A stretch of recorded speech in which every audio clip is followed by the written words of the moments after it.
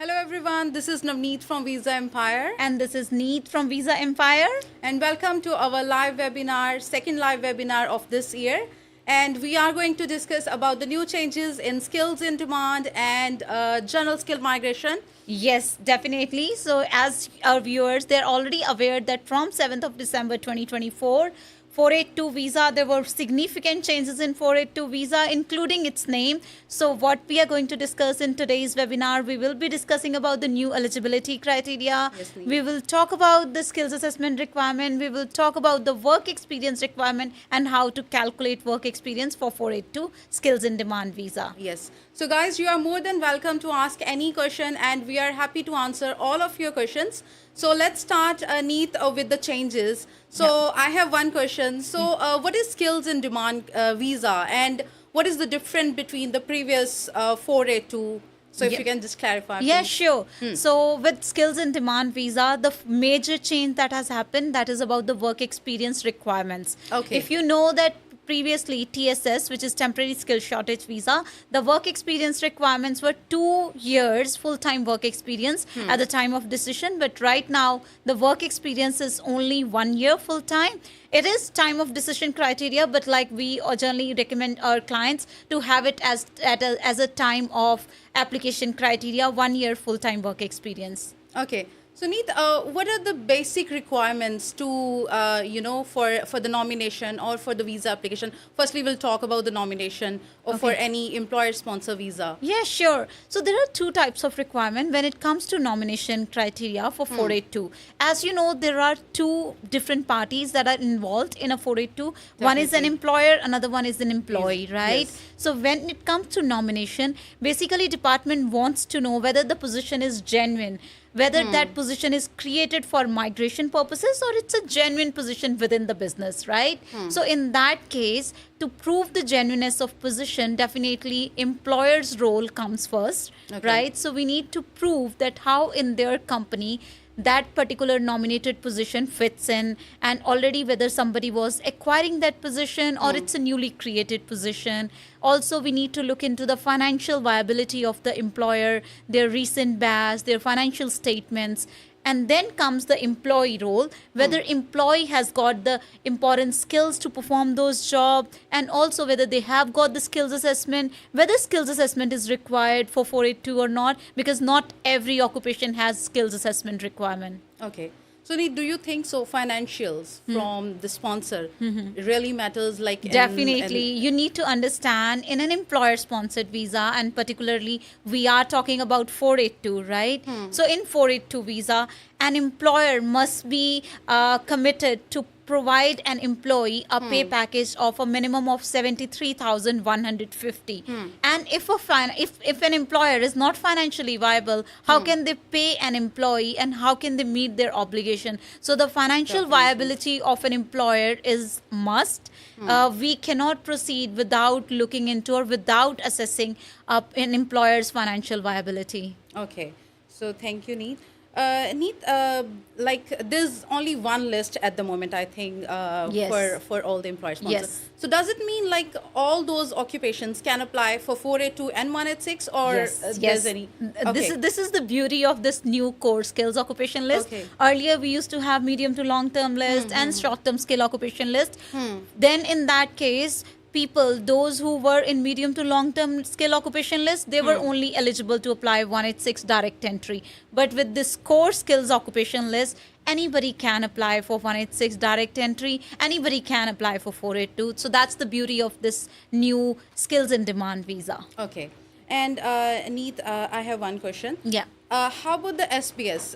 Someone is asking. So his employer he is ready to sponsor him. Yeah. So the employer needs SBS to be approved for 186 visa. So as such, for 186 visa, SBS is not a mandatory requirement. Okay. Standard business sponsorship requirement is only there for 482 visa, not for 186. But some of the employers, they would like to see whether their business is financially viable. They generally ask us to go for standard business sponsorship as well, so that in future, if they have to sponsor somebody for 482, they can do it. So as such, for 186, there is no such requirement. No such requirement. Okay, I have a next question. Yes. So, overseas with an employer with presence in Australia, like employer is in Australia, and my employer wants me to move here. So, do I fall under the same category? Like someone can apply under the same employer sponsor if someone Yes, is overseas? definitely. So this 482 visa, it's for a foreign workers. Okay. Whether that foreign worker who is not an Australian citizen and permanent resident, whether he's onshore on some sort of visa or he's offshore, they both meet the same sort of criteria, and they have to, they have to meet the same eligibility requirements. So there are no such discriminations if the employee is overseas or an employee is here onshore. Okay. Neet, I have one question. We have so many clients working in childcare. Yep. So what is the pathway for that? Yep. They need a skill assessment, childcare, especially childcare workers. Definitely. Yes, So I'll please. talk about it just because I know that many of our migrant community people, what they do, they work in childcare sector. Many exactly. girls I have seen from our community, they're working in childcare sector. So within the childcare sector, there are different positions. They are working as childcare worker, and luckily from 7th of December onwards, childcare workers, they are in the list of 482 and 186. It Okay. means if somebody got 3 years of full-time work experience, a positive skills assessment, 6 each, they are eligible to apply for 186 direct entry as a childcare worker Okay. if their employer is happy to sponsor them, Okay. and also if their employers are happy to pay them a minimum threshold income, which is right now 73,150. So they don't need any DAMA approved No, sponsor or no. anything. So earlier for childcare worker, we used to suggest them either 494 as a childcare group leader, or we used to suggest them for finding an employer in DAMA regions. But no such requirements are there with the current changes. So that's a big win for childcare workers. That's really a good news, actually. So, Anita, I'm getting questions regarding the journal skill migration as well. Yep. So, there are recent changes in Queensland migration as well. Yes. So, can you just Sure. tell our So with audience? Queensland migration, they have just 600 seats for 190 and they have 600 seats for 491. So everybody was getting worried like they are going to, close anytime sooner or later just because their seats are very limited. So in their recent webinar, the first thing they said, they have just nominated 465 seats All so right. far out of 1200. It means Oh, like yes. 50% of the quota, more than 50% is still still left. there, yeah. So definitely people have good chances to secure their nomination from Migration Queensland. Yeah. Another big change that they brought in with these recent changes, it's all about the competent English requirement than proficient English requirement. Okay. So earlier when they opened, they said even for trade occupation, for 491, 190, you must have proficient English. But now they said even with competent English means 6 each, you can apply for Queensland Migration 190 and 491. That's a big relief, I guess. It is, for especially for trade occupation, Yes, like actually. chefs, electrician, plumber, motor mechanic, carpenters, they were not able to apply for it, but now they have that opportunity. And how about the health sector nurses? Are they still in demand? Like they're getting Definitely. invite on less points or no? Yes, they are. Like we recently got 190 invitation at 70 points from Okay. Migration Queensland. Beautiful. So what Migration Queensland, they confirmed that they are still looking for nurses to apply. Okay. Health sector people, definitely many health sector people, surgeons, medical officers, they are looking for all of these. Okay. And also they are prioritizing energy sectors, like any occupations that fall in energy sectors, they are prioritizing those. Okay. And how about construction? Still- Construction is there. Okay. Definitely. It's there on their priority list. Yes. Sorry, I forgot that. But construction is definitely there in the all priority. right. So my next question from one of our viewers. As an employer never sponsored before, I want to sponsor my existing employee who my company has put a lot of money in training. What is the step-by-step process of getting my employee sponsored? Also, what kind of cost I'm looking forward? Okay, Yes. sure. So if anybody, an employer, needs to sponsor an employee on a 482 visa, the Yes. first thing is they have to do the labor market testing. Yes, they have to test exactly. the market whether there is a skill shortage among locals. Like we have to prioritize Australian citizens and Australian permanent resident over foreign workers. So this can only be justified through LMT, labor market testing, for 28 days. So that's the first step. Simultaneously, we will be doing standard business sponsorship application, and then we will be nominating the person through nomination and visa application for that person. The cost roughly, if I'm talking about Department of Home Affairs cost, SBS standard business sponsorship cost is $425, including Okay. credit card surcharges. Looking at the nomination cost depends upon the size of the business. If the business is like a small business with 10 million, less than 10 million of turnover, they need to pay around 2,400 as a SEF levy funds to the department. If the business is big size business, more than 10 million turnover, in that case, they have to pay around 3,600 as a SEF levy to the department. So that cost, definitely an employer needs to bear that cost to nominate an employee. Okay. So, Aneet, next question for small business owners, 491 for Queensland. Are they getting invite like same as the previous financial year within no time, or they are like Queensland Migration is taking time to giving them the invite?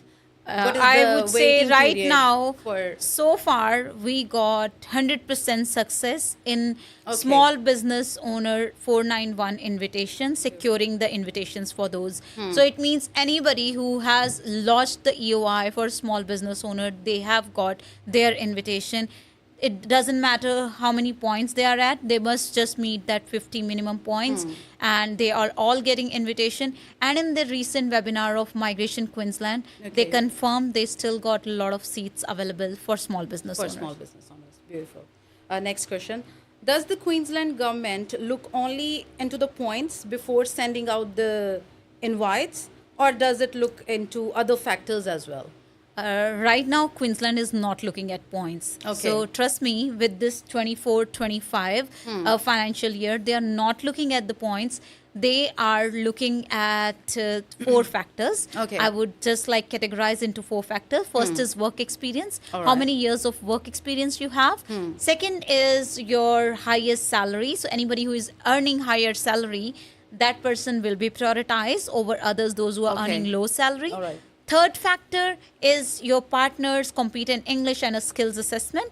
And fourth factor is superior English of the applicant. So there are four factors Okay. that Migration Queensland is taking into consideration in this financial year. So you mentioned high income, like for invitations. Yes. So do you mean like if someone has 100 points, but someone has 80 points with high income, that person will get invited first? I would again say like it's not just one factor they will be taking into Okay. consideration, So other- because definitely a 100-point person must be having a superior English. So in that case, the superior English is something that will be taking the upper hand. So Yes. superior English would be first, and then would be coming like, afterwards it would be your work experience requirement.